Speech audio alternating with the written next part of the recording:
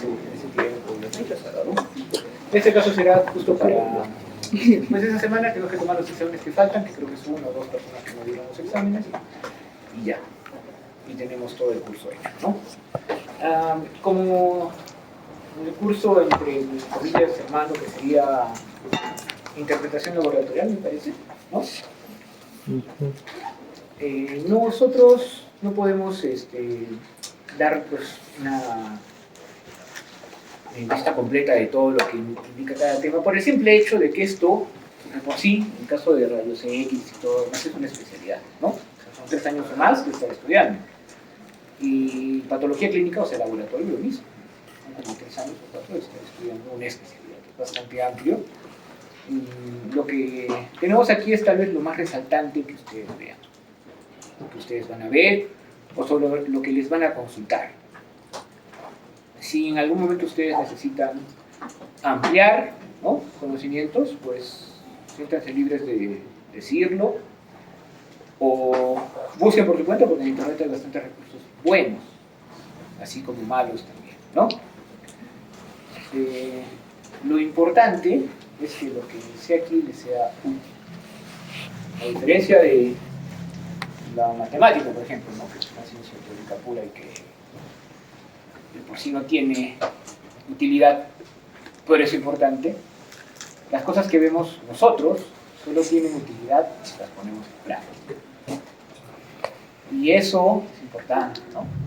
Nunca traten de hacer lo que casi todo el mundo hace, que es, voy a meter la residencia y entonces no voy a trabajar, no voy a seguir estudiando. Eso puede servir para la universidad, para el colegio universidad. Pero no va a servir para el otro porque muchas de las cosas que se les enseña son para que las pongan en práctica. Teóricamente no se las van a olvidar. Y acá por lo menos el examen de residencia tiene mucho que ver con las guías que proporciona el Ministerio de Salud. Entonces, si no estamos trabajando, pues se nos va a pasar eso. No es tampoco dedicarse al trabajo, no voy a trabajar en la mina 24/7 y después voy a salir forrado, no. Pero que se mantengan de alguna forma, ¿no?, ejerciendo la profesión mientras van a estudiar para el examen de residencia, sería la mejor opción, para que no se les olvide. Entonces, aquí hay pocas patologías que vamos a ver, pero creo que es algo que se suele ver. Empezando, cabeza y cuello es un mundo, ¿no? El cuello empieza desde C7, es decir, que tenemos una base. Está dividido por ciertas zonas, ¿no? Empezando, hay una parte anterior del cuello y una parte posterior. Hay los triángulos, ¿no?, que son importantes porque en cada triángulo encontramos ciertas zonas, ¿no? El triángulo anterior, el triángulo posterior, el triángulo mandibular, el triángulo segmentoniano, que ni quiere decir del macizo facial, ¿no?, que tiene un montón de cosas, los músculos de la masticación, glándulas importantes como las glándulas salivales, las parótidas como las glándulas menores, sin dejar de mencionar, ¿no?, la cavidad nasal, la fosa orbitaria. Entonces hay muchas cosas que ver ahí. Y de hecho, incluso, por ejemplo, el estudio de la fosa orbitaria que viene con oftalmología es una especialidad de eso. Así que es bastante complejo, sobre todo por el hecho de que son muchas estructuras embutidas en un espacio relativamente pequeño. Pero algo que siempre vamos a ver y pues, siempre nos van a consultar sobre temas de tiroides. La tiroides es una glándula que está en el cuello, ¿no? Es una glándula endocrina. ¿Qué significa eso? Que bota su secreción hacia el torrente sanguíneo, ¿no? ¿Y cuál es su secreción? Bueno, coloide unido a la hormona tiroidea, con sus diferentes variantes. Por eso, generalmente las glándulas endocrinas suelen tener una vascularización muy rica. Entonces, ahí está la arteria tiroidea superior, inferior, y hay un plexo venoso bastante importante alrededor. La tiroides, como pueden ver, tiene un lóbulo derecho, un lóbulo izquierdo y están unidos por un isómero. ¿Qué hace un tejido glandular de estirpe epitelioide, obviamente, rodeado de endotelio, rodeado de músculo, rodeado de cartílago? Ahí no empezó, sino que migró, ¿no? ¿De dónde migra? De la base de la lengua. En la base de la lengua encontramos un huequito que es el foramen secum, ¿no?, que justamente está entre los 2 tercios anteriores de la lengua y el tercio posterior. Esa zona del tercio posterior es importante porque es la base de la lengua, ¿no? La lengua móvil son los dos tercios anteriores. Y de ahí, pues, a la imaginación, ¿no? Que a través del conducto tirogloso lleva, ¿no? Este brote, digamos, hasta esta zona y da en la tiroides. Cada lóbulo, que son dos lóbulos, el derecho y el izquierdo, suele medir más o menos 4 en su diámetro mayor, o sea, en este, ¿no? Por 3 por 2 antero-posterior centímetros. Tiene una forma como de escudo, se le decía antes, por eso el nombre de tiroides, pero si lo vemos bien, pues parece una mariposita, ¿no? Y estos dos lóbulos están unidos por un istmo, que tiene más o menos un grosor de 2 milímetros o 3. Más de 5 es anormal, pero generalmente no es solo el istmo el que está crecido, ¿no? Cuando hay un crecimiento y vemos el istmo crecido, generalmente toda la glándula está crecida. Y dado que está bajando, ¿no? Por este conducto tirogloso que después desaparece, puede aparecer un rezago del conducto tirogloso de varias formas, ¿no? Si está unido y es funcionante a la tiroides, hablamos del lóbulo piramidal, ¿no? Si no estuviese unido y queda más arriba, estamos hablando de la tiroides ectópica, que a veces también ocurre, ¿no? Y si a veces no es funcionante y queda un rezago, que se vuelve quístico, estamos hablando de un quiste, ¿no? Del conducto tirogloso. Lo otro que quiero que recordemos como repaso, porque eso sí es importante, es que hay un drenaje muy grande alrededor del cuello, ¿no? Básicamente, lo más importante es mencionar a la arteria yugular, a la vena yugular interna, perdón, no existe arteria, que obviamente recoge varias venas del macizo, como la vena facial, como venas del sistema nervioso central, y a la vena yugular externa, ¿no? Que suele estar por esta forma cruzando el esternocleidomastoideo, ¿no? Y desemboca en la yugular interna. La yugular interna desemboca en un tronco, ¿no? Donde también desemboca, perdón, la vena subclavia. De ahí pasa hacia la cava superior, ¿no? Y la cava superior pasa a la aurícula derecha. Entonces, es un drenaje, generalmente el drenaje venoso va acompañado de arterias, solo que la arteria no se llama yugular, se llama carótida, ¿no? Que esa es la más importante. La carótida común, que sirve carótida externa, interna, con sus demás ramas, ¿no? Hablando del cuello. Y justamente también ahí vamos a encontrar un drenaje linfático. No solo ahí, pero es la parte más rica. Entonces, tenemos más o menos unos 10 niveles ganglionares, así se dividen para mejor ¿Por qué? Porque representan zonas de drenaje. Generalmente cuando uno habla, por ejemplo, de infecciones o neoplasias, estos ganglios están bien definidos, ¿no? Entonces tenemos, por ejemplo, el nivel A, que sería el triángulo submentoniano. Aquí existen los músculos digástricos, ¿no? Entonces los digástricos van a dividir el mentón en dos. Van a ser una zona submentoniana, los dos digástricos, y es ahí, en esta zonita, que es el tejido graso, donde aparecen estos ganglios. ¿Qué recogen más estos ganglios? El drenaje venoso linfático de los labios. Luego está el submaxilar, que está en el triángulo submaxilar, donde está la glándula submaxilar, y los ganglios de la yugular interna, ¿no? Que corren con ese paquete vascular nervioso. ¿Dónde podemos encontrar el nivel 2A, el nivel 2B? No, el nivel 2, el nivel 3 y el nivel 4. El nivel 2 está dado desde la parte donde podríamos decir que empieza la columna, es decir, la apófisis transversa, ¿no? De C1 hasta el ilioides, ¿no?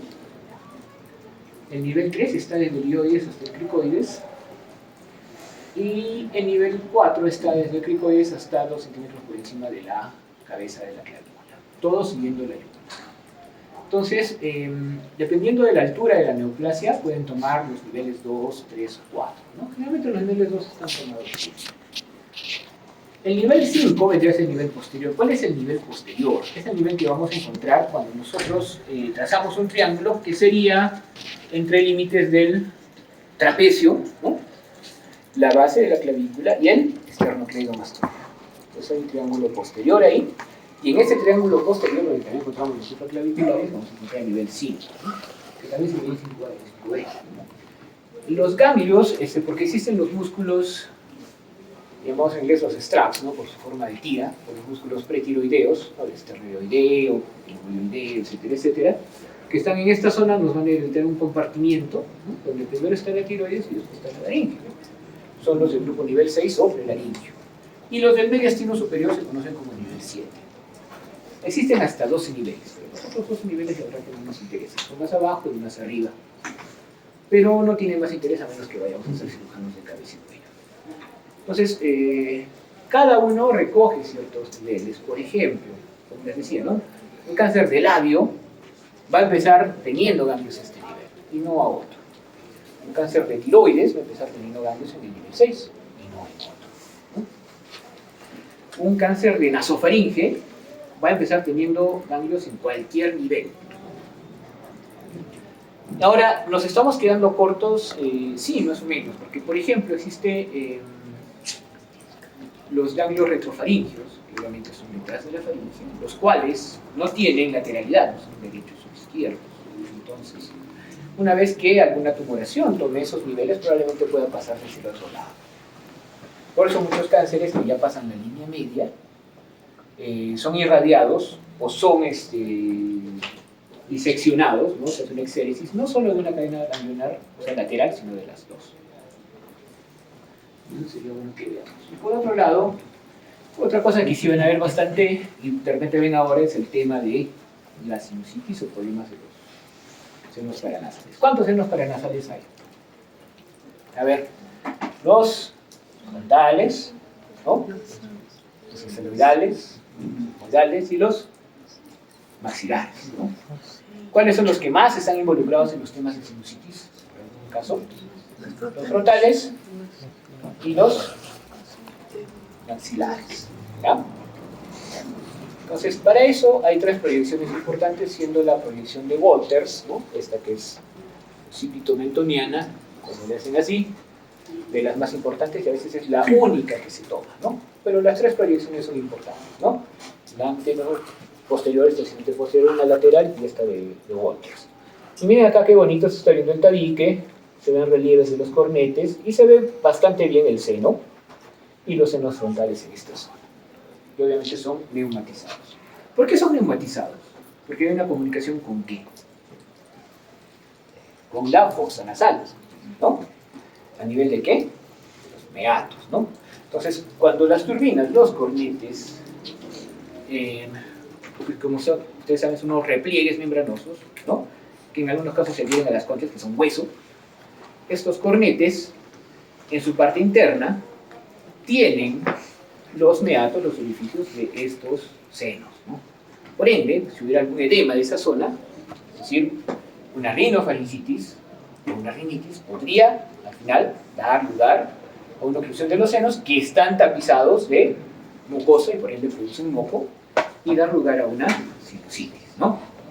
La sinusitis es un cuadro común, es un cuadro doloroso realmente, no sé si mucha gente, es un dolor de cabeza feo, y suele estar mucho en relación con este tipo de climas, ¿no? Y con...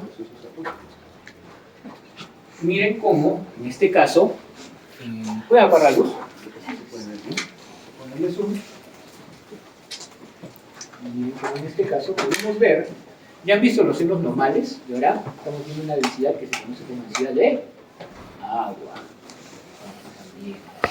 Todo esto es el seno, pero es el densidad de agua. Y esto tiene un nombre, también lo vemos en abdomen. Lo de las flechas rojas se llama nivel hidroaéreo. ¿Ya? Fíjense bien, en la anterior hemos visto bastante grandes los senos, ¿no? Y ahora están disminuidos de tamaño y hay un nivel. Entonces el hecho de que hay un nivel, ¿no? Hidroaéreo significa que están llenos de moco. Y significa que hay sinusitis. Eso es una radiografía digital, obviamente, pero ya nos hace el diagnóstico, ¿no? Y bueno, el tratamiento es el tratamiento que se tiene que hacer. Eso incluye a veces hasta lavados, los cuales son vestidos. Muy bien.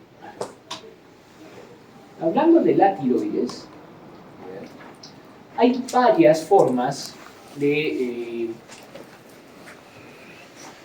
ver la tiroides en forma de imágenes, ¿no? La ecografía, la resonancia, la tomografía. La resonancia y la tomografía sirven, pero no sirven mucho.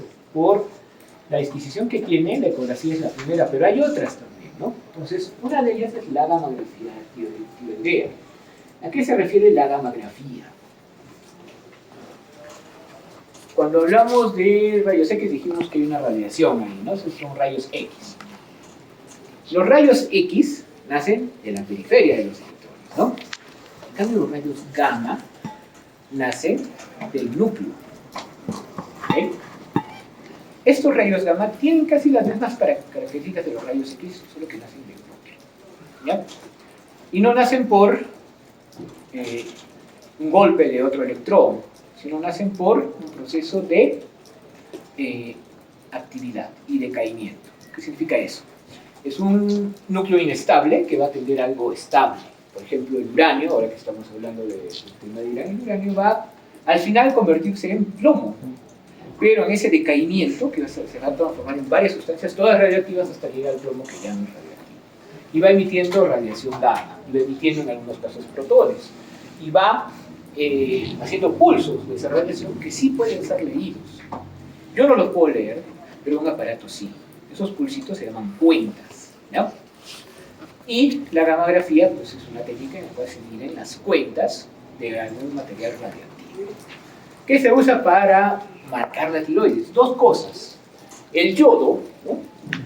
Sobre todo el yodo 131, y el tecnesio 99.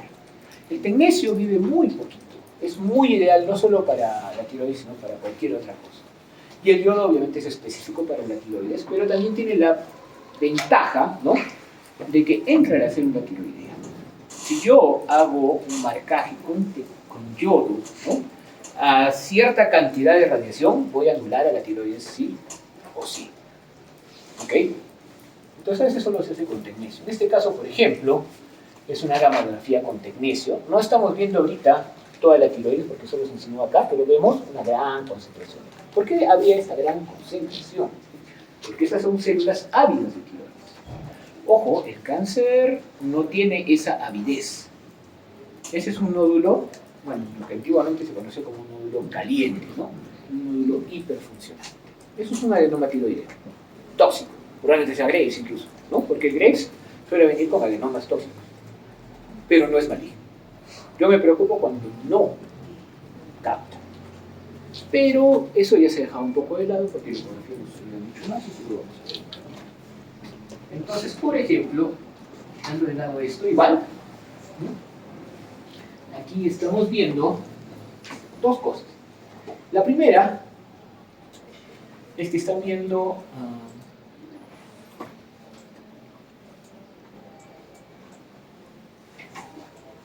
una secuencia en la cual obviamente estamos viendo la forma de la tiroides, ¿no? Una captación difusa, tal vez un poco más grande, y con esto. Y esto no se debería ver. ¿Qué creen que es eso? A ver, lo voy a hacer acá. Con esto. ¿Qué creen que es eso? ¿Ya? Se está dando vueltas, esa es la anteroposterior y aquí hay unas proyecciones oblicuas. Pero es a diferente tiempo. Y acá nos dice, por ejemplo, ¿no? Yo 223, 298 microcuris, que es lo que se dio. Con esa dosis de 298 curis es una dosis que se llama ablativa. O sea, no me sirve para hacer imagen nada más, sino ya para destruir la tiroides. ¿Por qué yo quisiera destruir la tiroides? Porque funciona bien. Y no hay otra forma, ¿no?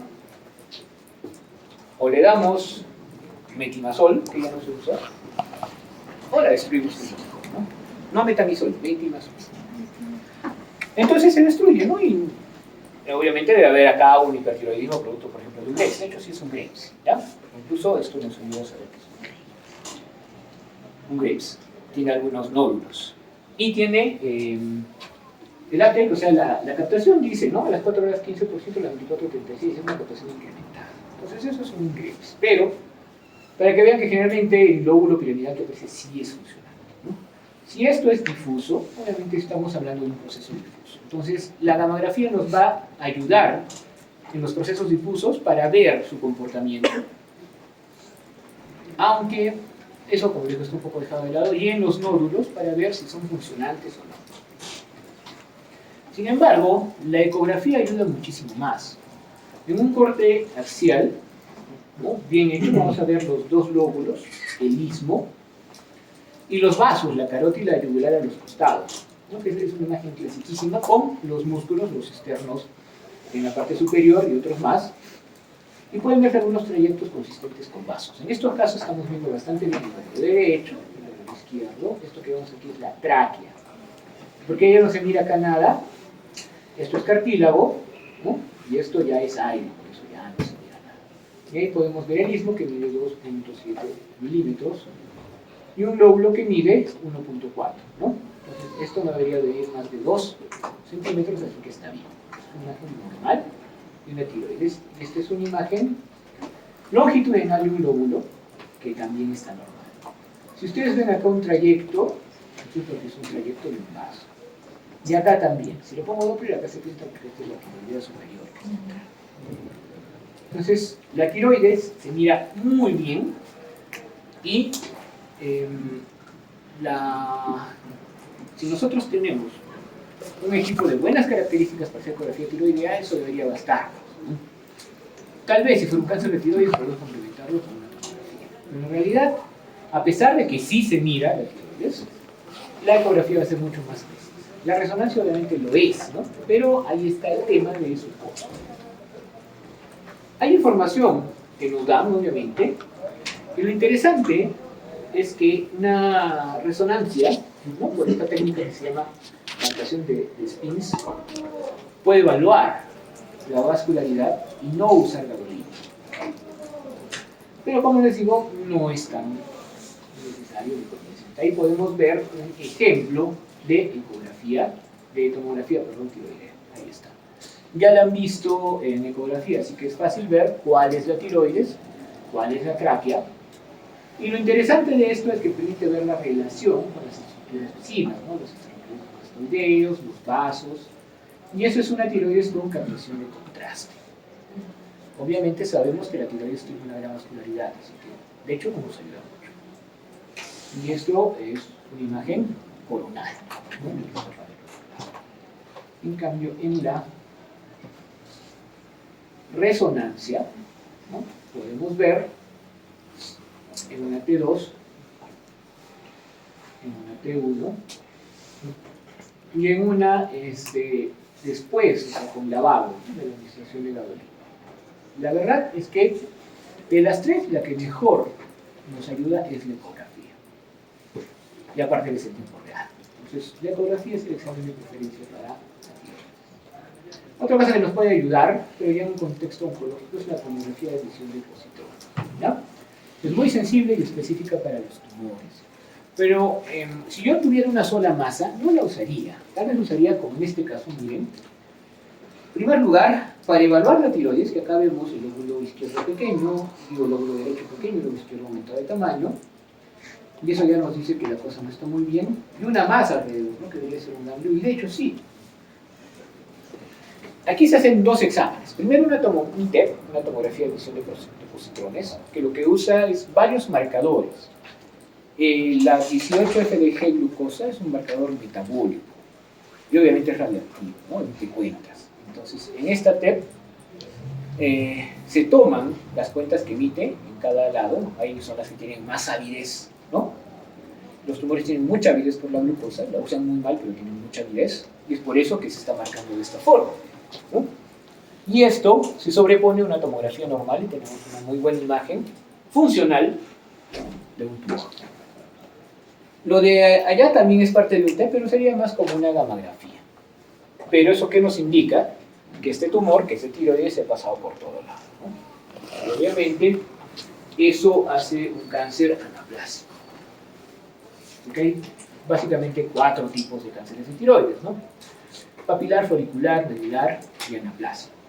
Vuelvo a pasar.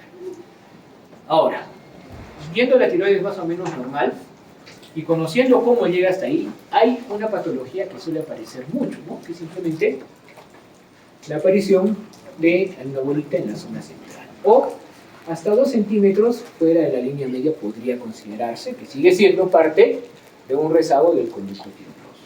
El conducto tiroidoso tiene este recorrido, ¿no? Para llegar después con la glándula tiroides. Entonces, eso explica, por ejemplo, la presencia de este quiste. Ustedes se dan cuenta, esta es una tomografía con contraste. Acá está el seno. Este sería el transversal, con un corte sagital. Entonces, aquí esto tiene una leve captación de contraste, pero en su interior nada. Es hipodenso comparado con el músculo. Este es un quiste del conector tiroideoso. Y generalmente lo vemos entre los músculos tiroideos. Este, a ver, muy bien. Este es un quiste. Y cambiando un poquito la ventana, y ahí nos tiene que ayudar la ventana, y este también es un quiste. Aquí están los esternotiroideos. Acá está la nariz, y esto sería todo el quiste. Y esta cosa delgadita, ¿qué creen que es? Es otro músculo, se llama platismo. ¿Ya?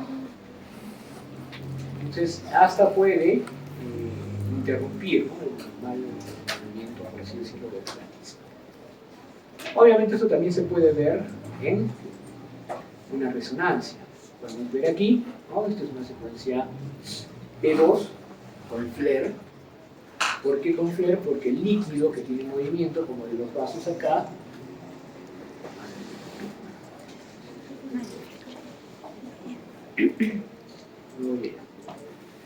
el líquido que debería estar en esta zona, cuando esto es algo coronal, no aparece, pero aquí sí, ¿no?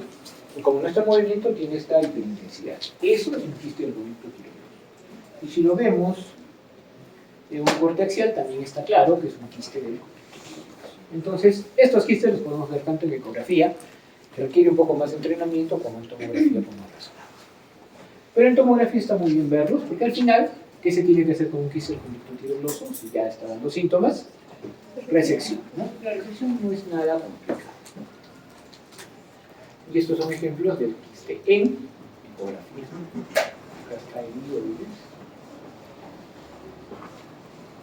Aquí hay músculos, los pretiroideos, y cómo son los quistes, ¿no? Hipoanecoria. La tiroides puede tener problemas focales. Este es un problema relacionado, puede tener como problemas difusos, ¿no? Los problemas difusos generalmente son tendientes al hipotiroidismo, aunque eso es más congénito, o al hipertiroidismo, ¿no? Y dentro del hipertiroidismo generalmente lo causan inflamaciones difusas, ¿no? Como por ejemplo la tiroiditis de Hashimoto, la tiroiditis de Kerben, tiroiditis relacionadas con el lupus, etcétera, etcétera. En el caso de la tiroiditis de Hashimoto, obviamente es una enfermedad autoinmune, y dado que hay una inflamación a este nivel, va a haber un aumento de la producción de hormonas. Pero aparte de eso, dentro de la tiroides puede haber esta conformación como de gránulos, ¿ven? Hay como gránulos, como nódulos isoecogénicos en un fondo hipoecogénico. Pero ese fondo hipoecogénico generalmente es una gran vascularidad. El diagnóstico se apoya en las imágenes, pero al final también depende de la clínica y depende de laboratorio. Sin embargo, esta es una imagen muy característica de la tiroiditis, como esta también, ¿no? Porque si ustedes se dan cuenta, aquí hay una tiroides heterogénea, ¿no? Una tiroides que tiene zonas iso, hipoecogénicas y anecogénicas francas. Generalmente las zonas anecogénicas de ese tamaño no son quistes. Entonces ponemos Doppler y vemos eso, ¿no? Ustedes saben que lo que estamos viendo ahí es el flujo sanguíneo, está muy, muy aumentado, ¿no? Eso se ha dado en llamar el infierno tiroideo, ¿no? Como se mira. Y en Power Doppler, que no tiene ese color, solo tiene amarillo y rojo, pues brinda mucho más. Entonces, esa imagen se conoce como el infierno tiroideo, que es una muy grande vascularización, no aparece en todas las tiroiditis, pero nos da mucho el diagnóstico de una tiroiditis, en este caso de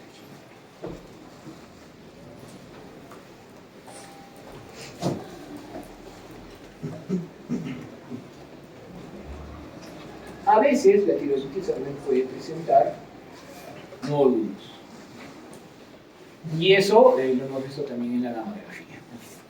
Presente lo que presente, una vez que se hace el diagnóstico, es claro lo que se tiene que hacer. Tiene que agrandar la tiroides. Porque es más fácil tratar un hipotiroidismo que un hiper. Entonces ahí vamos al yodo y aprovechamos de hacer un marcaje y de hacer esta gamografía y el yodo hace su trabajo. No lo hace rápidamente, sino lo hace con tiempo, ¿no? Eso ya es terapéutico, pero tengan en cuenta una cosa.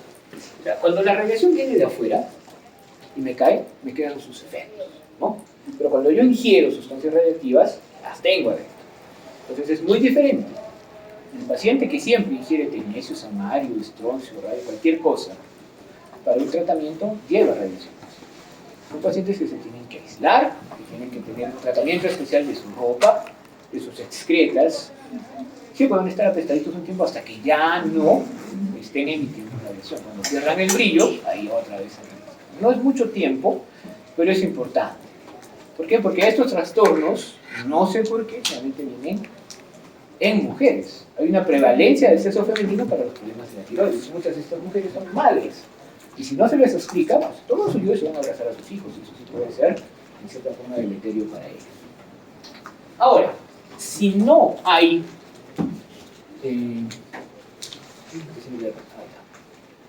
si no hay suficiente, que no es por eso, ¿no?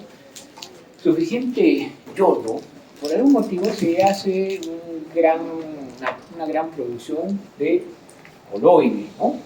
Y aparte de eso, la glándula empieza a aumentar de tamaño. Y tenemos lo que se llama un bocio. El bocio puede ser único, puede ser nodular o puede ser un bocio difuso, como en este caso.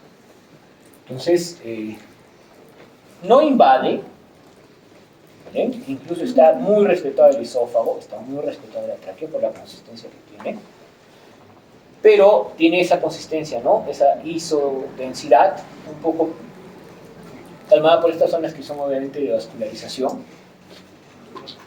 Y obviamente en ecografía se ve igual. Pero por el tamaño, creo que lo mejor en estos casos siempre sería realizar una tomografía. Recuerden, no hay invasión de las estructuras, de hecho no hay ninguna invasión. Hay rechazo, pero no hay invasión.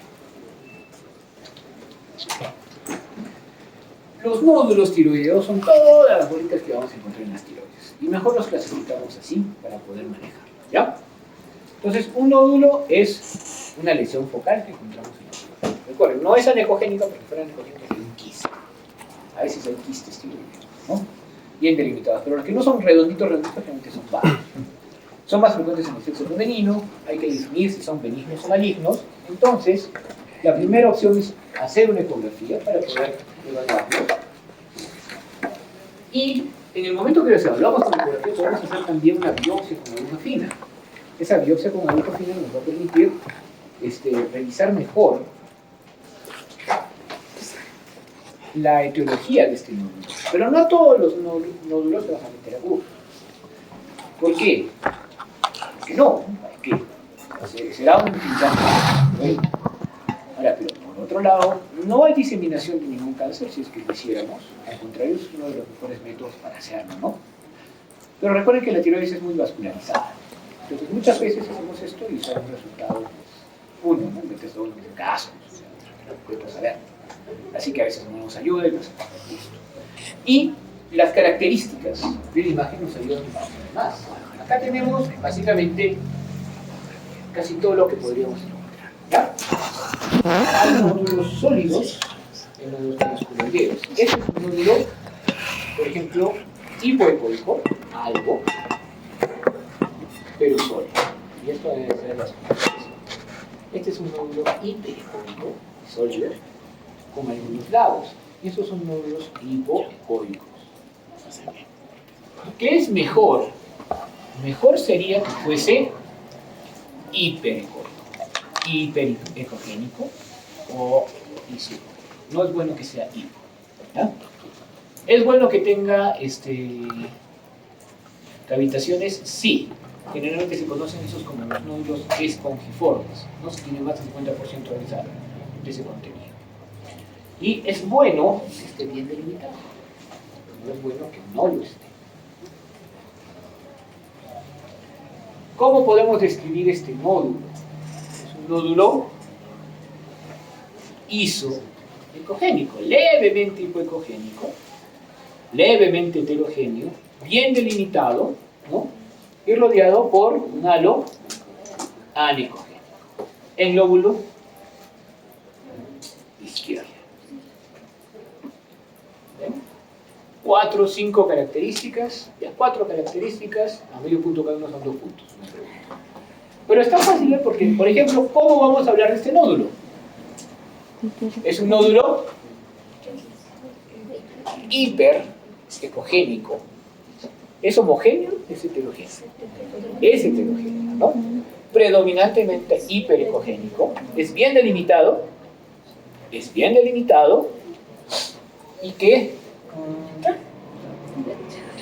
Podría decir el lóbulo derecho, ¿no?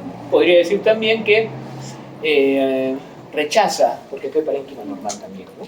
O de tamaño grande ya. Entonces, como ven, eso pueden decir ustedes. Acá es un nódulo iso, hipo, hiper. ¿Cuál es el tejido normal de la tiroides? Este. Entonces es hipoecogénico. Muy bien, siempre hay que buscar parte del tejido normal, ¿ya? Hipoecogénico, ¿qué más? ¿Es homogéneo? ¿Es heterogéneo? Heterogéneo. ¿Qué más?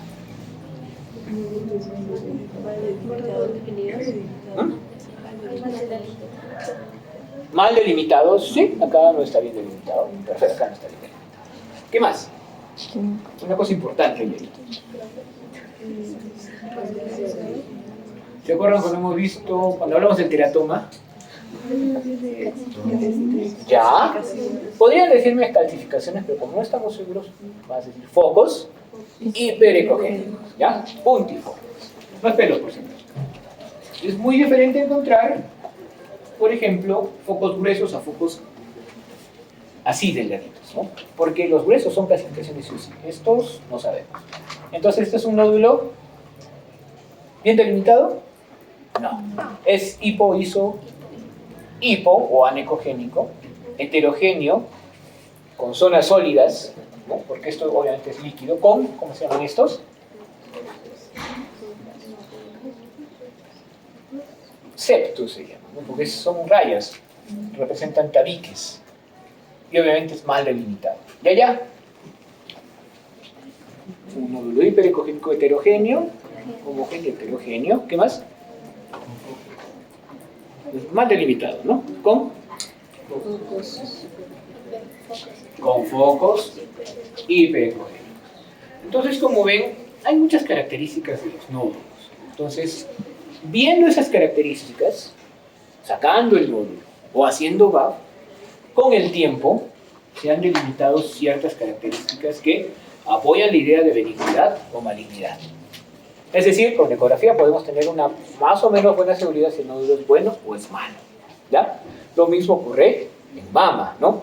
Con el TIRADS. Entonces, en este caso, el TIRADS es una forma de que nosotros podamos ver qué tanto este nódulo puede ser benigno o maligno. Y los clasificamos por puntos, ¿no? De 0 a 7 puntos. Un TIRADS 0, obviamente es benigno. Un TIRADS de 2 puntos, un TIRADS 2, también. Un TIRADS 3 es algo sospechoso. Depende del tamaño para verlo. Un TIRADS 4, depende del tamaño. Un TIRADS 5 generalmente es muy sospechoso. ¿Qué es un TIRADS 5? Tiene 5 puntos. Miren, composición. La peor composición es que sea sólido. ¿Ya? Cuando es quístico o espongiforme, o sea, como esponjita, no hay mucho problema. La ecogenicidad, lo peor es que sea muy hipocogénico. La forma, y ahí es, a ver, ¿a qué se refiere con esto? A que sea más alto que largo, ¿ya? Recuerden eso, alto que ancho. El margen, ¿no? La extensión como, no sé, igual, como en este, ¿no? Que parece que hay una, como en este, ¿no? Que parece que se saliera, es también un criterio. Y los focos, ¿no? Cuando no hay, perfecto. Cuando hay focos grandes, normal. Pero cuando son puntiformes, son 3 puntos. ¿Ya?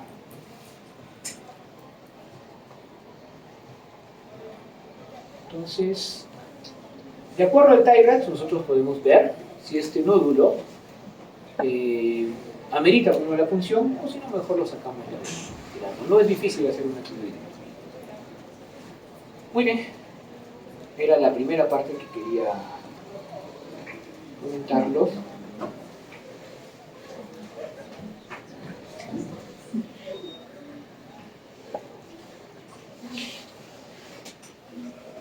Entonces, ¿cómo se ven las adenopatías? Eso me interesa bastante, que ustedes puedan ver las adenopatías bien.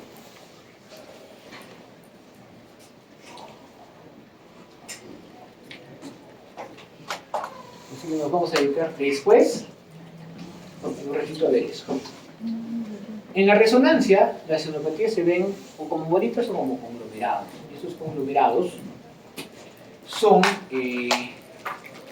de diferente densidad y obviamente tienen captación de contraste, o en este caso eso se relaciona con el PET-CT que se ha hecho acá, ¿no? Lo que habíamos hablado hace poquito.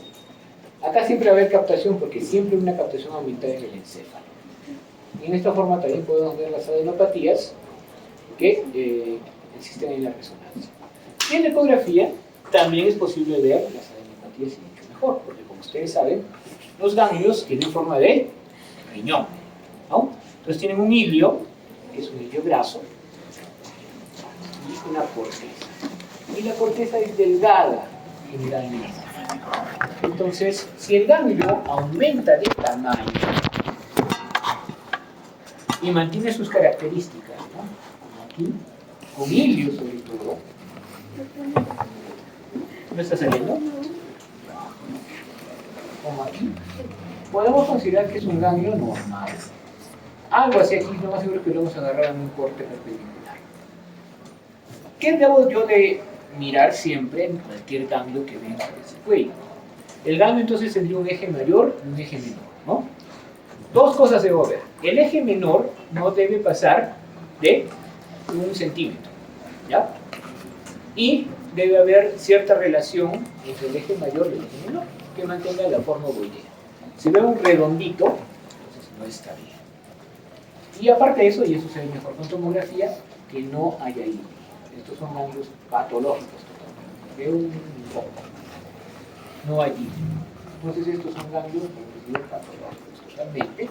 Y son ganglios de la cadena yugular y son nivel 3. Porque acá tenemos la yugular y la carótida. ¿Por qué la yugular? Me falta bastante. Ay, gracias, igual. No, gracias. La yugular es grande, pero si yo aprieto, se va a comprimir. Y la carótida es siempre más pequeñita, pero no se descomprime.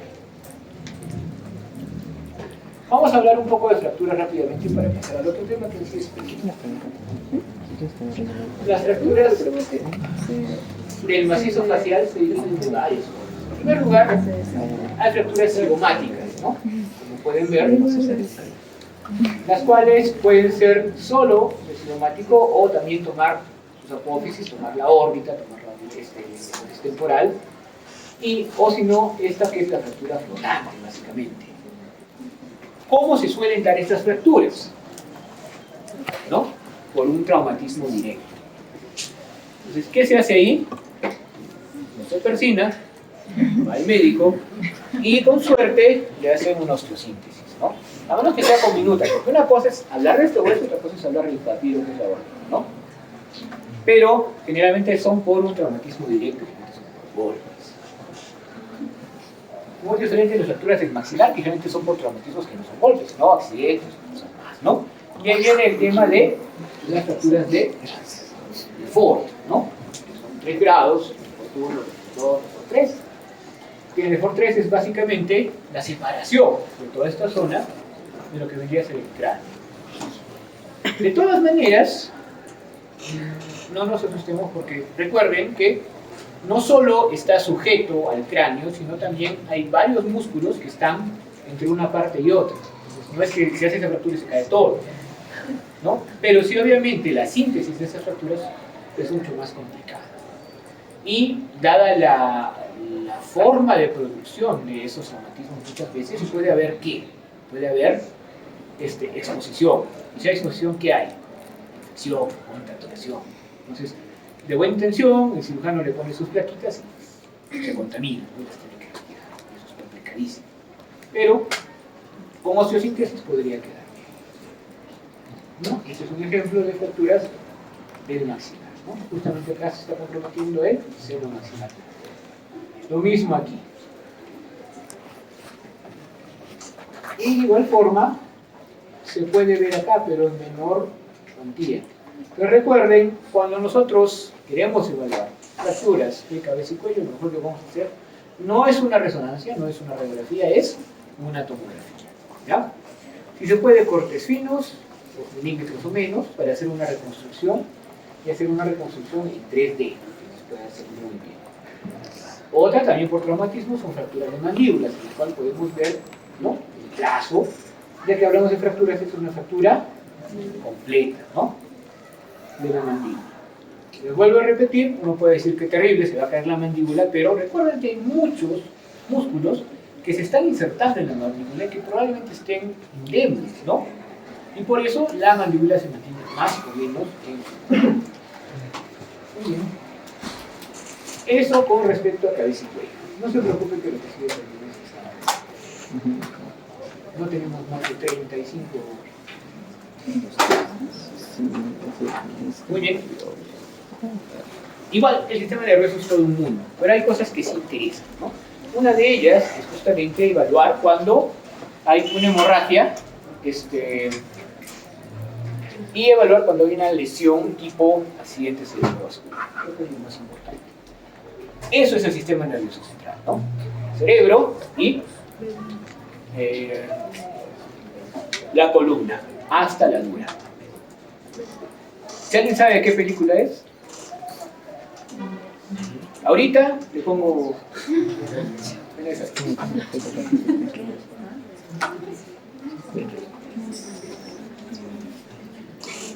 Es increíble que en ese tiempo pensaran que era posible hacer esto de esa forma, ¿no?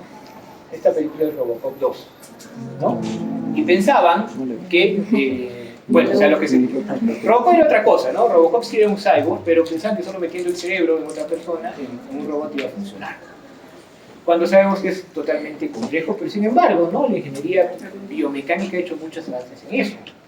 Ya se puede estimular la zona occipital haciendo que los ciegos vean.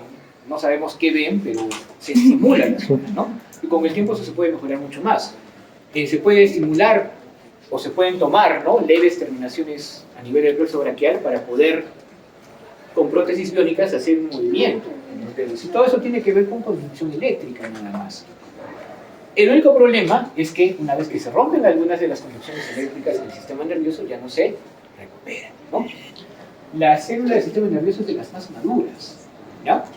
La neurona probablemente no se muera por una radiación, pero la glía, los demás sí, ¿no? El endotelio, los vasos sí, y eso es lo que al final trae problemas, pero la neurona podría aguantar muchísimo. Entonces, sistema nervioso central, recuerden, encéfalo, médula espinal. Si queremos ser más exactos, todo lo que está en el saco dural. Entonces, hasta el inicio de la raíz nerviosa podría ser sistema nervioso central. Y una vez que sale de la dura, estamos hablando del sistema nervioso periférico. Esto incluiría ¿qué? Los nervios espinales del sistema simpático. Porque existe un plexo simpático, dado por una cadena simpática ganglionar. No existe un plexo parasimpático. El parasimpático está unido, ¿no? En cambio, si yo veo desde acá hasta abajo, hasta el sacro, vamos a encontrar una cadena simpática. Entonces, todo eso es sistema nervioso periférico. Que no nos va mucho, ¿por qué? Porque en realidad es bien difícil de ver y,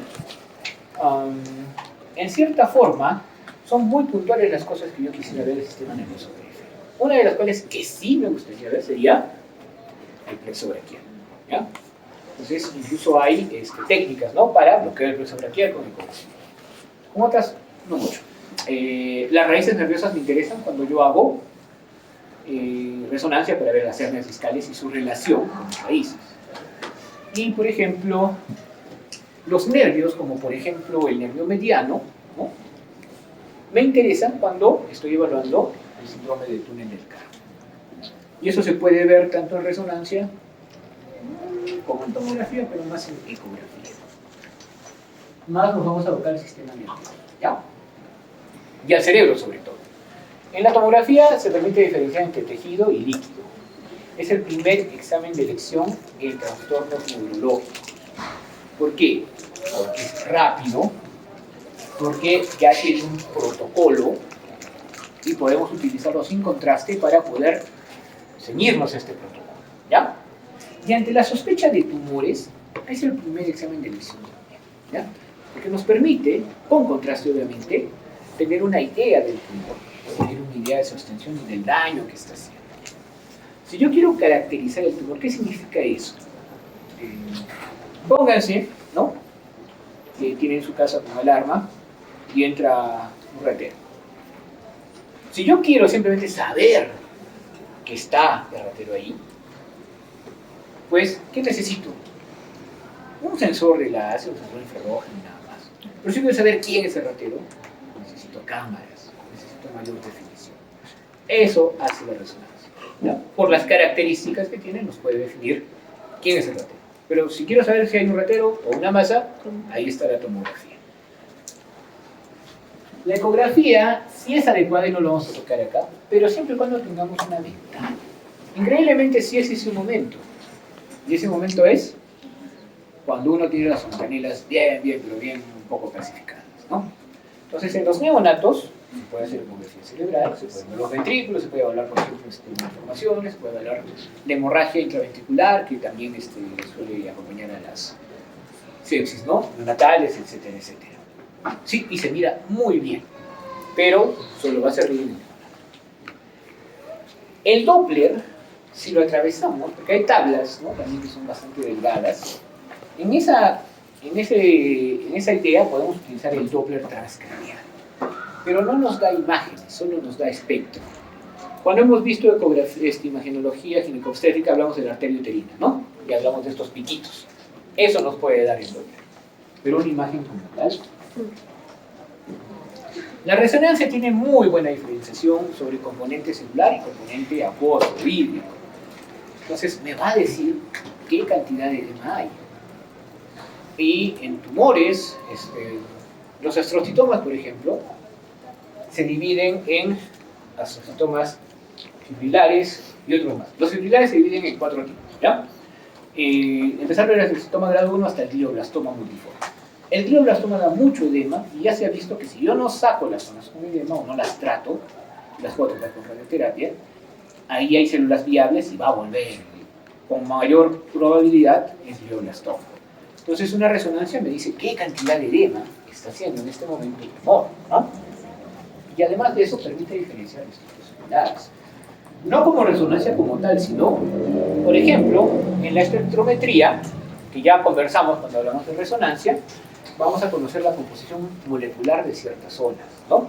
Hablamos de picos de colina, de la diferencia con la creatina, y de acuerdo a eso, ¿no? Picos de colina, de aspartato, etcétera, etcétera, podemos saber si ese es tejido neuronal normal o tejido neuroplásico. Claro, al inicio de un tumor, eso me ve bien, porque ahí está el tumor, ¿no? Ha tenido convulsiones, está así, y encima tiene un tumor, es un tumor, vamos a sacarlo. Pero ¿qué pasa cuando hacemos el tratamiento y lo seguimos? A los 6 meses, 12 meses aparece una cosita ahí. Y lamentablemente, a ojo de buen cubero, no pasa a diferenciar lo que es la malasia, ¿no? Una zona pues, con isquemia, ¿no? O la gliosis de un tumor. Pero tanto la malasia como la gliosis van a tener células neuronales, van a tener células de la glía. Entonces, ahí es muy importante la espectrometría, ¿no? En las recurrencias tumorales, para poder evaluar si este es tumor o simplemente, entre comillas, fibrosis o cicatriz, ¿no? Que se le llama encefalomalacia o gliosis.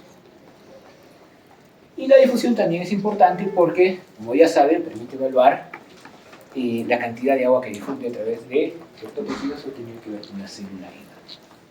Ojo, muchas veces la restricción a la difusión en el concepto de la recurrencia también está disminuida porque es tejido fibroso. Entonces ahí entra mucho la espectrofotometría, si es que no se puede llegar a un diagnóstico conclusivo, que bueno, eso lo hace mejor en radio. Y ahora, la difusión es difundir, es decir, si esta superficie fuera totalmente lisa, y yo tirar agüita, se va a hacer un charquito concéntrico, ¿no? Pero, si estuviera para un lado, yo echo el agua y se va a ir para acá, o se va a ir para acá. Cuando yo echo agua, estoy viendo la difusión, ¿no? Y si la difusión va para todo lado igual, se llama difusión isotrópica, ¿no? Y ojo, no estamos hablando de plano, ¿no? En 3 dimensiones. O sea, si la difusión va para todo lado, igual es isotrópica. Y si no, se llama anisotrópica. Esto es lo más simple que lo podemos entender. Entonces, cuando nosotros tenemos ciertas estructuras que tienen, vale decir de nuevo, una estructura, y vemos la difusión a través de esas estructuras, no va a ser isotrópica, ¿no? Es decir, si yo pongo acá un tubo y le echo el agua no va a hacer esto, sino ir por el tubo. Es una difusión anisotrópica. Entonces, evaluando la difusión anisotrópica en direcciones definidas, porque con esta técnica se evalúan 6 direcciones estándar, podemos ver para dónde va el agua y podemos hacer un mapeo de esas estructuras que están haciendo que la difusión del agua sea de esa forma. Y esas estructuras se llaman los tractos. ¿Se acuerdan de la columna radiada? ¿Se acuerdan del cuerpo calloso? El cuerpo calloso une los 2 hemisferios, pero es sustancia blanca y tiene un montón de fibras, de tractos. Y de ahí se emiten otros tractos hacia la corteza, ¿no? O sea, la columna radiada. No solo eso, hay otros tractos más, ¿no? Entonces, la tractografía permite mapear estos tractos en base a la idea de la difusión anisotrópica, ¿no? Obviamente en la sustancia blanca. Así que podemos nosotros hacer un mapa funcional de estos tractos con esta técnica. Ahora sí vamos a lo que más nos interesa. Trauma encefálico. Cabezazo, estaba jugando fútbol, no me puse el casco y soy repartidor. Hay muchas formas de traumatismo craneoencefálico. Sabemos que hay leve, moderado y severo, que leve es simplemente sin pérdida de conciencia y los demás están peor, ¿no? Que tenemos que hacer un examen de Glasgow siempre para poder ver el grado que pueda tener. Y ante la inconsciencia, pues nos guiamos de los signos vitales y de hacer un diagnóstico rápido, porque cualquier cosa puede pasar. Obviamente, el paciente consciente le ha ido mejor en el traumatismo que al paciente inconsciente, ¿no? Entonces podemos tener lesiones intraaxiales y lesiones extraaxiales. Básicamente, cuando hablo del eje, de lo axial, estoy hablando del cerebro. Entonces, fuera del cerebro, ¿qué hay? Meninges, ¿no? Las 3 meninges. Y adentro podríamos hablar que hay lesiones de la corteza como contusión, o lesión axonal difusa, que es más profunda, o hemorragias que pueden ser intraventriculares, que eso es muy fácil de ver en realidad. En cuanto a las hemorragias, ¿no? Las lesiones extraaxiales, podría hablar de hemorragias que están entre la dura madre y el hueso, que saben que es una unión bastante fuerte, ¿no? Que serían las hemorragias extra o epidurales. Podría hablar de hemorragias que están entre la aracnoides y la dura, que serían las hemorragias subdurales. O podría hablar de hemorragias que están entre la pía, que está pegada al hueso, al cerebro, perdón, y la aracnoides, que serían hemorragias subaracnoideas, ¿no? Ahora, las subaracnoideas tienen que ver mucho también con los espacios del líquido cefalorraquídeo. Entonces se acumularían en espacios del líquido cefalorraquídeo, ¿no? Como el clivus y otros más. En cambio, los otros 2 espacios son espacios prácticamente virtuales, ¿no? Entonces, eso determina cómo se van a ver. En la hemorragia epidural, generalmente vamos a ver una lesión como lenteja o biconvexa, como lente. Recuerden que cuando nosotros extravasamos la sangre, se producen cambios en la sangre, ¿no? Y se produce también metaglobina. Estos cambios que va a haber en la sangre van a hacer que la sangre extravasada sea hiperintensa. Entonces, las hemorragias sin necesidad de contraste se van a ver hiperintensas. Y eso es una ayuda, porque si yo tuviese una hemorragia intraparenquimal y le meto contraste, se me va el paciente, ¿no? Entonces el protocolo dice que primero se toma una tomografía sin contraste y me va a diferenciar entre algo hemorrágico y algo isquémico. En el isquémico va a haber cambios sutiles. Pero si no encuentro cambios o hay cambios sutiles, entonces llámate al neurocirujano, llámate al radiólogo intervencionista, porque tal vez podríamos encontrar la causa de esta enfermedad isquémica y proceder a la lisis del trombo, ¿no?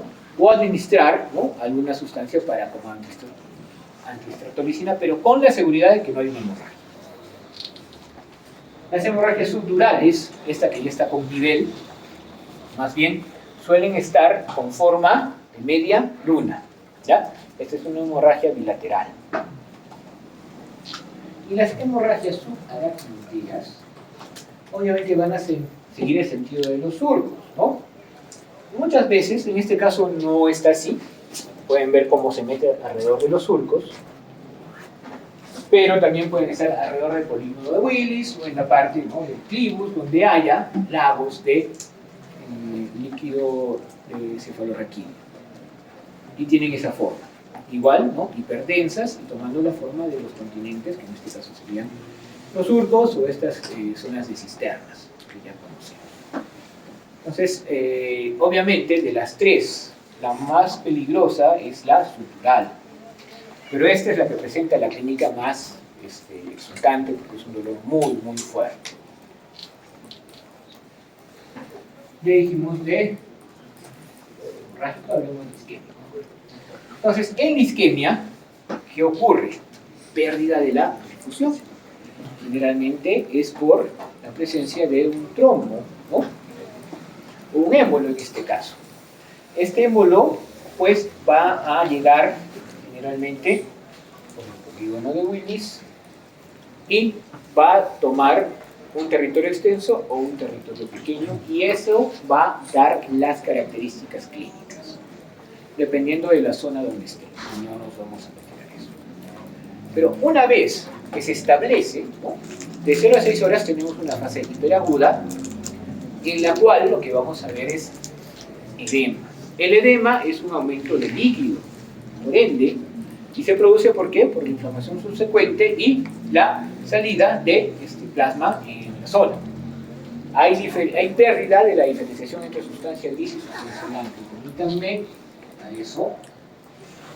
Y creo que aquí está bastante claro lo que es sustancia gris, ¿eh?, de sustancia blanca. Lo hablamos en tomografía, aunque se puede ver en resonancia, porque en tomografía debe ser lo primero que hagamos, ¿ya? Si no es extensa la lesión, la línea media continúa, los ventrículos siguen estando en el mismo tamaño, pero si no va a haber estos problemas, ¿no? Ahora, al inicio probablemente no veamos nada, aunque seamos muy buenos radiólogos. El 85-89% de los pacientes a las 3 horas van a experimentar ya este tipo de cambios.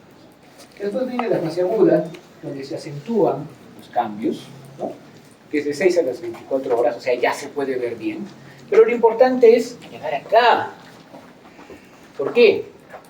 Porque en las 6 primeras horas deberíamos de actuar, ¿no?, para hacer esta trombolisis que estaba comentando. La etapa subaguda hace que estos tejidos que en el edema se veían borrosos entre sustancia gris y blanca empiezan a ser hipointensos, ¿ya?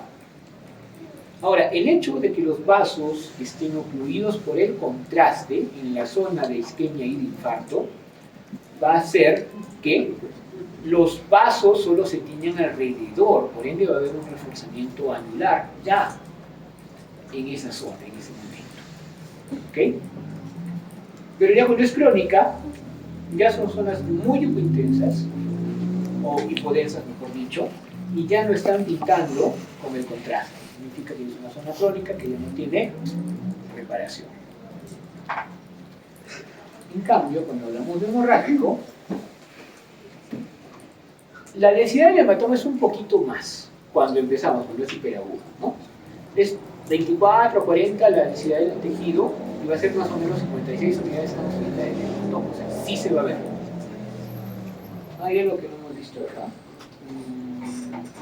Después ya lo vemos.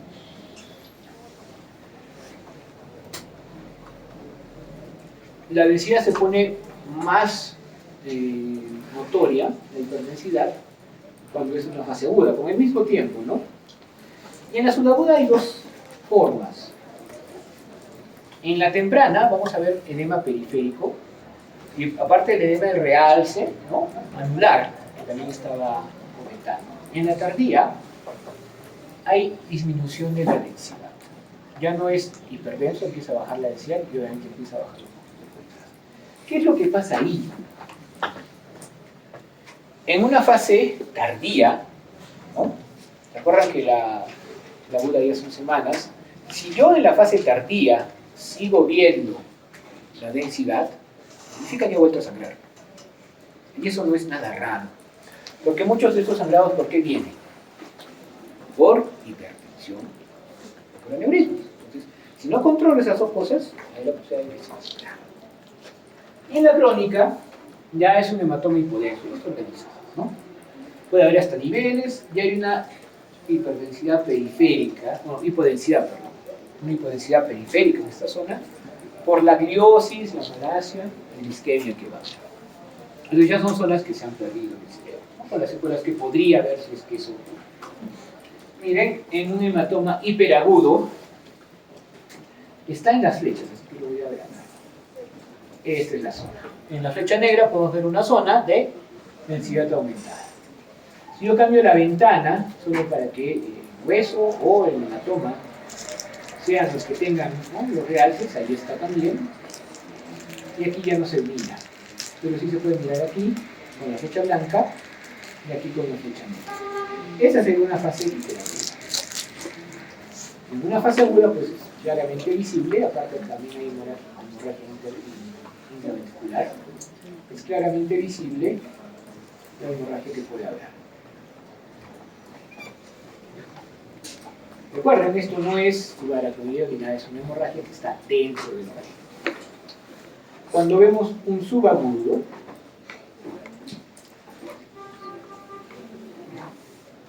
podemos ver ya el realce anular. Y si ven esta zonita más oscura, a ver, voy a bajar. Esta zonita más oscura se puede ver, ¿no? Ese es el edema, ¿no? Que acompaña al hematoma que ha habido. Hay un realce y ya el hematoma, pues obviamente por haber perdido las características de hemoglobina, está siendo ya impodenso. Y esto es subagudo, no tengo una crónica, chicos, pero cuando hablamos del isquémico hay una cosa que no les había comentado desde la isquemia. En primer lugar, si el territorio es grande, sí se puede. Miren, clarito está ahí, ¿no? En la parte derecha, temporo-frontoparietal, es decir, aquí, hay una zona de hipodensidad, ¿ya? En la que se ha borrado, miren cómo se puede ver acá la sustancia gris, la sustancia blanca y acá se borra eso. Por otro lado, en el mismo paciente unos cortes más abajo encontramos esto. ¿Qué creen que es eso? Si se da en neonato, también ya, 3 puntos de fuerza. Ya. La arteria cerebral media. ¿Ya? Pero si no tengo contraste, ¿se acuerdan que les decía que el hematoma, ¿no? Se vuelve hiperdenso? Se vuelve hiperdenso porque hay también cierta, por así decirlo, deshidratación de la sangre que está ahí y hay un aumento de densidad. Entonces, como acá hay un trombo, se enlentece la sangre, el trombo y se aumenta densidad. Y podemos ver la zona donde es el trombo. Entonces, si yo veo eso y estoy a las 2-3 horas, ya le meto antisertolicina, o en todo caso hacemos un procedimiento para tratar de realizarlo, ¿no? Eso se conoce como el signo de la cuerda. Y si lo encontramos, pues más esta hipodensidad ya es bien patognomónico de lo que está pasando, que son las tuberculosis. Cuando es agudo ya es mucho más notorio. Miren cómo está esta parte, y ya está notorio el giro. Está aquí, ¿no? El periférico superior derecho, y podemos ver que hay una zona muy notoria, que ya está hipodensa, y otra zona que está en camino hacia ahí, ¿no? La zona del halo. Y acá podemos ver la disquisición entre sustancia gris y sustancia blanca y cómo se perdió acá. y podemos ver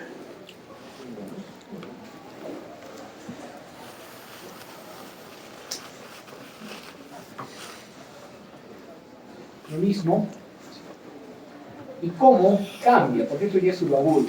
En el agudo, miren, a 4 horas, entre hiperagudo y agudo, no vemos mucho, pero se puede ver que acá hay buena definición y acá no. Y miren cómo cambia después de unos días, y simplemente hay una gran zona hipodensa. Entonces, los cambios, ¿no?, se pueden ir siguiendo, pero es bueno que sepan para poder evaluar.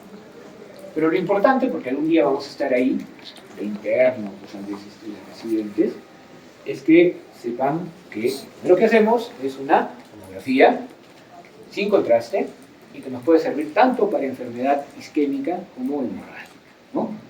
Y que ojalá haya neurocirujano despierto. Y para terminar, haremos esto que suele ser más o menos, ¿no? Creo que pasó el Día del Padre. Muchos han hecho caja china, está muy bien porque prácticamente el chancho arre en el infierno, queda muy bien. Pero algunos hacen parrilla y la parrilla sale más o menos. ¿Y qué pasa? Nuestros cerditos finalmente pueden haber sido infectados por Tenisolvin, ¿no? Y podemos ingerir los huevos de Tenisolvin sin querer. Y dar la mala suerte que vayan como el cerdito a insertarse en el músculo o en otros lados y ahí aparece el cerebro, ¿no? Entonces, la neurocisticercosis es una enfermedad que todavía nosotros podemos ver en cierta forma. Obviamente, va a haber una reacción inflamatoria por la presencia de estos quistes, uno o varios, y eso nos debería alertar, ¿no? Porque una reacción inflamatoria en el cerebro da lugar ¿a qué? A despolarización. ¿Y qué da la despolarización?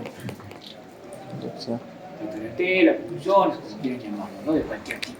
Entonces, generalmente aparece eso, vienen, lo primero que hacen cuando tienen convulsiones es, y no está mal, descartar organicidad, pues vamos a la tomografía y encontramos algo, ¿no? Entonces, esta es la clasificación que se llama de Escobar, en la cual estos dos, ¿ya?, son activos, el vesicular y el coloidal vesicular, solo que en el coloidal vesicular ya se está muriendo el cólex. Y ya cuando es grande, en nodular, granular, ya está muerto, y acá en calcificado de que ya está muerto. ¿Sí? En el vesicular, pues que vamos a ver un quiste con un puntito que está representando el cólex. En coloidal lo mismo, solo que el quiste tiene cierta turbidez, por así decirlo. Entonces, va a haber un aumento de señal que en la tomografía va a ser como un aumento de densidad, en la resonancia como un aumento de intensidad, dependiendo de la secuencia. Como podemos ver, por ejemplo, ¿no?, en una T2, los cuales los títulos brillan, va a ser brillante, menos brillante que una T1. En un flare, en los cuales los líquidos patológicos son los que brillan, ya no brilla, tiene cierta intensidad, pero sí tiene un halo, ¿no?, un edema. Si encontramos una con contraste, vamos a ver que existe un realce en anillo, pero siempre con la presencia de cólex. En cambio, cuando el vesicular, ¿por qué? Porque hay una reacción inflamatoria anterior. En cambio, cuando el vesicular, que está vital y todo, no hay captación de contraste.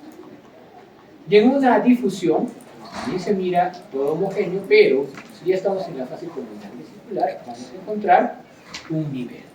Porque hay una zona que difunde el agua y una zona que no. Y, bueno, básicamente, solo en una de las secuencias de resonancia podemos encontrar clasificado, y todas las demás, como no se mide el calcio, vamos a encontrar una zona puntiforme sin señal. ¿Ok? Vamos a ver qué. En primer lugar, un vesicular. No sé si lo ven. ¿Lo ven o no? ¿Dónde está? A ver. Ya lo vi. ¿Quién lo ve? ¿Quién lo puede señalar ahí? Voy a poner el besito. ¿Ahí lo ven? Y de hecho está produciendo un poquito de hidrocefalia. Acá está. ¿Ya? Entonces es una secuencia T1, el líquido está hipodenso, y el tejido tiene una densidad media y ahí tenemos el score, ¿no? Si cambiamos, pues, a un T2, pues lo vamos a ver hiperdenso, igual con el score que no es denso y con su capita. Eso es un vesicular, ¿sí? De igual forma, si lo vemos acá, obviamente en los cortes hay que buscar el Scolex, pero aquí sí hay uno con Scolex, ¿ven? Es hipodenso, ahí no hay contraste y tenemos un Scolex. Pero es hipodenso con una densidad comparable a la de los ventrículos. Por ende, yo diría esto. ¿Okay? Ahora vamos a ver un coloidal vesicular. Aquí vamos a ver por un lado. Ojo. Esto es vesicular todavía, este es el Scolex. Pero miren cómo este ha cambiado un poquito. Hay un edema ligero periférico. Si les pongo eso, obviamente lo voy a poner con más edema para que se encuentre, ¿no? Tiene que haber edema. Si no hay edema, no es coloidal. Y acá está la zona coloidal. Entonces, por el cambio que estoy teniendo. Y ahí está el edema. ¿Ven? Eso es un T2 flare.